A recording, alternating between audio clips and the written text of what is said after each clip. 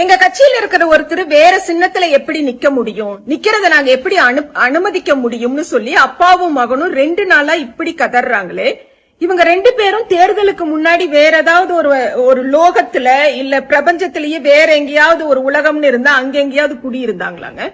தேர்தலுக்கு முன்னாடி இப்படி நிக்க கூடாது, இது தப்பு, இது நம்ம கட்சிக்கு இலக்கு, ஐயோ நமக்குன்னு ஒரு பெரிய ஒரு படையே இங்க இருக்கு, நாம தனியா நின்னா கூட 70 தொகுதி ஜெயிக்க முடியும், நம்ம உழைப்பாலதான் இங்க இருக்கக்கூடிய மத்த கட்சியெல்லாம் ஜெயிச்சிட்டு இருக்காங்க, இதெல்லாம் தெரியும் தானே? அப்பவே அந்த முடிவை எடுத்து அறிவிச்சு இல்லைங்க எங்களுக்கு சரி வராதுங்கன்னு போயிருக்கணும் இல்ல?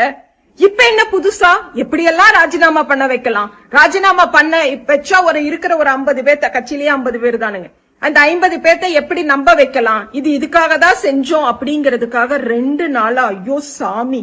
இப்ப என்ன, நீங்க உதயசூரியன் சின்னத்துல நிக்க வச்ச அந்த வேட்பாளரோட வெற்றிய அந்த தொகுதி மக்களுக்கு கிடையாதுன்னு சொல்லிட்டு ராஜினாமா செய்ய வச்சு உங்களுக்குன்னு ஒரு சின்னத்தை வாங்கி நிக்க போறீங்க.